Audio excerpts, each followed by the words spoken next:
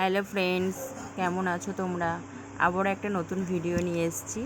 তো দেখো, এটা খই।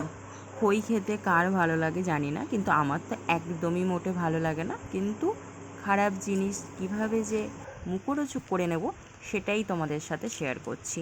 আর জানোই তো, পকোড়া জিনিসটা শুনলে সবারই জিভে জল আসে। তো চলো, একটা মানে সাধারণ জিনিসকে অসাধারণ বানিয়ে নেব কিভাবে, সেই পদ্ধতিটা তোমাদেরকে শেয়ার করছি। কিছুদিন আগে একটা পুজোর ক্ষেত্রে খই কেনা হয়েছিল, কিন্তু পুজোতে যা দেওয়া হয়েছে আর কিছুটা খই বাড়িতে পড়েছিল। অনেক দিন বাড়িতে পড়ে থাকার পরে পরে মনে হচ্ছিল ফেলেই দিই, কিন্তু কেনা জিনিস তো ফেলে দিতে গেলে কষ্টই লাগে। তো তাই ভাবলাম যে কী করা যায়, তো কী করা যায় করে তখন ভাবলাম না, এটা আলাদা একটা কিছু বানিয়ে খাওয়া যায় দেখি। তো এদিকে দেখো আমি কিভাবে বানাচ্ছি। আর খইটা ভালোভাবে ধুয়ে নিয়ে সেটা একটু হালকা জল দিয়ে নরম হওয়ার জন্য রেখে দিয়েছিলাম কিছুক্ষণের জন্য। আর এদিকে একটু আলু সিদ্ধ করে নিয়েছি।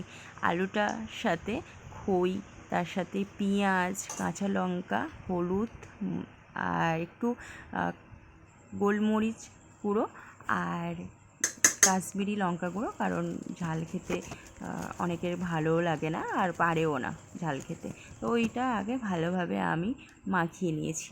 নেওয়ার পরে এদিকে বেসন দিয়েছি আর একটু চালের গুঁড়ো দিলে তোমরা সবাই জানো একটু মুচমুচে হয়।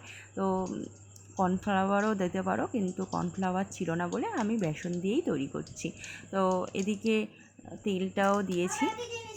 তেলটা হালকা গরম হয়ে গেলে তারপর আমি এটা গোল গোল শেপে আমি এটা ভেজে নেব, ঠিক আছে, পকোড়ার মতো।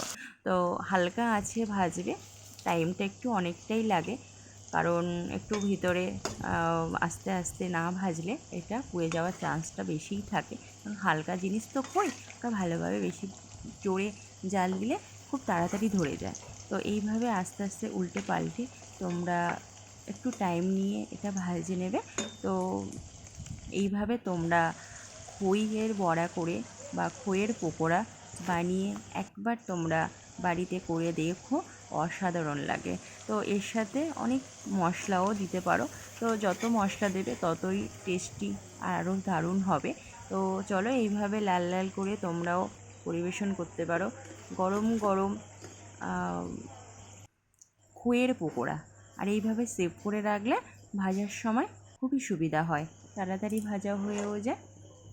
আর দেখো, আমার গরম গরম খইয়ের পকোড়া রেডি।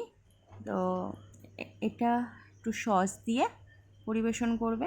আর আমার ছেলে দেখো খাওয়া রেডি করে দিয়েছে, আর কতটা মুচমুচে হয়েছে আওয়াজটা শুনে তোমরা নিশ্চয়ই বুঝতে পারছো। তো চলো, আজকের এই পর্যন্তই। ভালো লাগলে কমেন্টে জানিও। এইভাবে তোমরা খুব সহজে বাড়িতে পকোড়া বানিয়ে নিও, খইয়ের পকোড়া। যারা না খেতে ভালোবাসো খই, ব্যাস